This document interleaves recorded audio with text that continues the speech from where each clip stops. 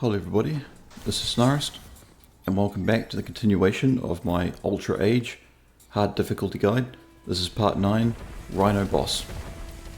And I hate this boss fight, probably my least favourite in the whole game. Not because it's difficult, just because it's annoying as fuck.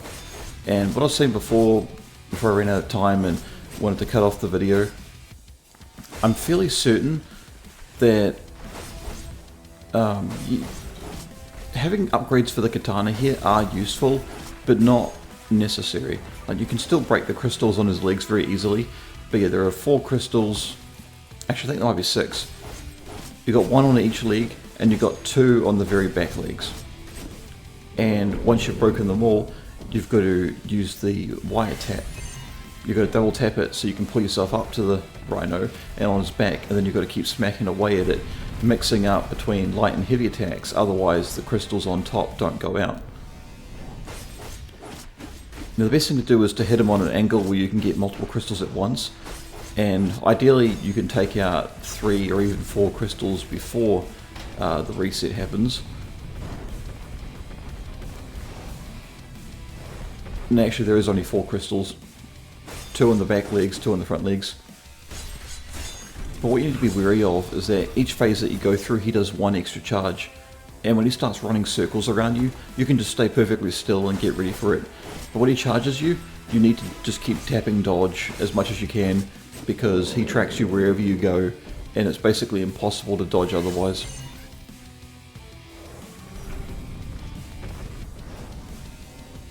So even if you dodge the first time, just dodge again. Just in case he might hit you like with that awkward hitbox of his, just on the off chance. If you stay behind him too long, then he'll kick you, so make sure you get ready for that, because it's a very quick attack and it's pretty hard to dodge. So there is a chance that a container may drop down on top of him, and if that happens, he gets stunned, so you need to make sure that you're close to him to close the distance. And in one of these phases of his, where I'm supposed to take off the crystals on his back, I actually mess up and I don't get it properly, so I have to do 1 extra phase. But it's his last phase or 2, when you've got smoke, like a smoke screen or some sort of fog all around the place. Now I have a theory that this Rhino was the same as the baby Rhino that you see in the intro of the game, like after the prologue is all done. Yeah, this is it here. See, I was just using light attacks and I wasn't using heavy attacks as well. For some reason it didn't break, but yeah, there's this baby Rhino in the prologue of the game, or a bit after the prologue, when you wake up and you realise you've got time travel powers. See, look at this. Don't dodge away from him like that, because he'll catch you up in there, and even though I didn't take any damage, he's still pushing your character model along, so just keep dodging to the side. And I have a feeling this is that Rhino, although I could be wrong. But either way, when he starts putting up the fog around the place, he'll do a lot of the same moves, but then instead of like running around or continuing to charge at you, what he'll do is he'll run off to one of the corners of the arena and he'll start throwing these sort of like crystal projectiles towards you. And when he does, they not only do a lot of damage, but they also track you wherever you go, so you've got to get the timing right and you can barely see. But the other one he does is he releases these shockwaves on the ground that, even though you jump over them, if you don't completely clear them, they really mess you up.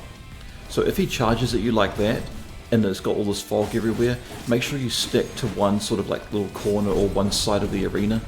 That way, he'll always just run towards you, turn around, run towards you again, but he'll be stuck in a corner area, so you can keep an eye on where he goes. So just stay on him, because the moment he starts running away to a corner and firing those projectiles or shockwaves like now, you need to stay on him as much as you can.